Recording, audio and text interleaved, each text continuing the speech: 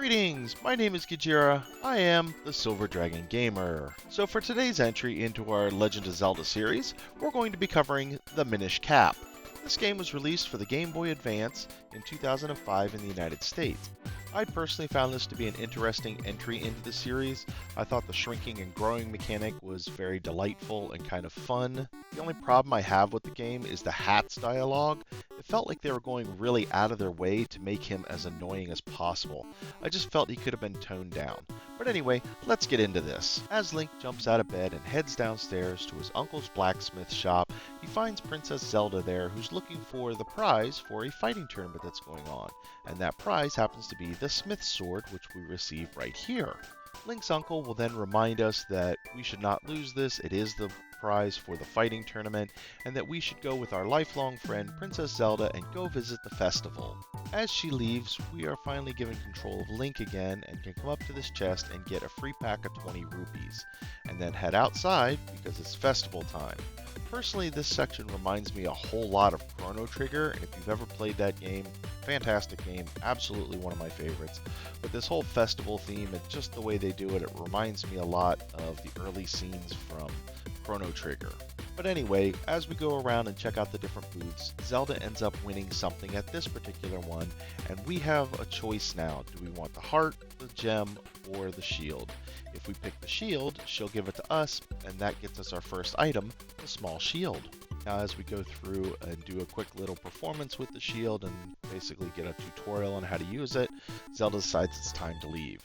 Unfortunately, as we come up here, we run into a business scrub who is very angry, and we have to use the shield to deflect his Deku Nut back and smack him right in the face, in which case he will disappear, and we will finally be able to progress on to Hyrule Castle.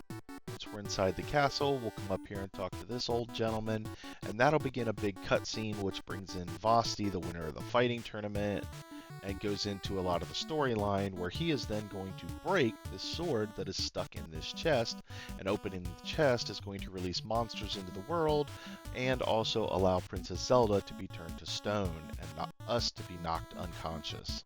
Link will then arise from a bed in the castle and go out into the throne room where he will find the king, his advisor, a stoned Zelda, and Uncle the blacksmith. They will go into some exposition explaining that the sword has to be repaired, but the only person that can repair it are the Picori, and they won't talk to any adults. Hence, Link is drafted in and given the broken Picori sword. He is also given the Smith's sword to protect himself because he now has to go into the Minish Woods and find the Picori people so they can fix the sword.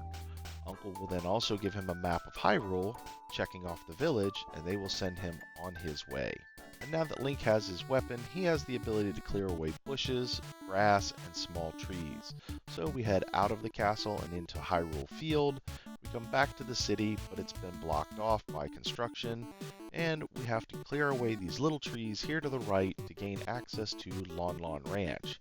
I'm going to whack away at these little acrobat moles so that they don't bother me for a while, and then we head on down to the eastern hills. As we're going down, we keep moving south and east to get to the Minish Woods. We move on through the woods, making note of interesting landmarks like the thorn-covered tree entrance and the mud-covered hole in the cliff. We continue on south, dealing with the green chews as we go. We keep moving along, dealing with everything in the way, and we make note of this interesting stump. From there, we move to the northwest area, and once we hit the center of this water puddle, we'll be treated to a cutscene where we see the Cap being bullied by two Octoroks. As soon as the cutscene ends, we want to move forward and grab this piece of heart container. And then we have to backtrack a little ways past that weird stump so that we can rescue our new friend, the Cap. After making quick work with two Octoroks, we talk to the Cap, who's going to be a little disconcerted because we're a lone child in the woods. After he realizes that we are out here looking for the Picori to get the sword fixed, he'll introduce himself as Eslo and decide to go with it. He'll immediately start complaining about how fast we're walking, and then eventually decide, oh, enough of this, I'm going to ride on your head, and he becomes our hat from there on. I did think this was an interesting way for Link to get his green cap in this game. Now once we come back to the strange stump, Eslo is going to explain to us that this is a special stump that will allow us to shrink in size so that we can enter the Picori village. We head west from the stump, through that little hollow log, and ride the little rafts around the pond. And now we head into Minish Village. We're greeted by a group of Picori, but unfortunately neither Link nor Ezlo can understand their language. Now, the first thing we're going to do before we even worry about that is we're going to come up here to this northeast corner and we're going to grab our second heart piece of the game. And with that in hand, we're going to go look for somebody to tell us how we can speak to the Picori. We're going to come into this crystal and this guy's going to tell us we need the Jabber Nut, which is located in the barrel building.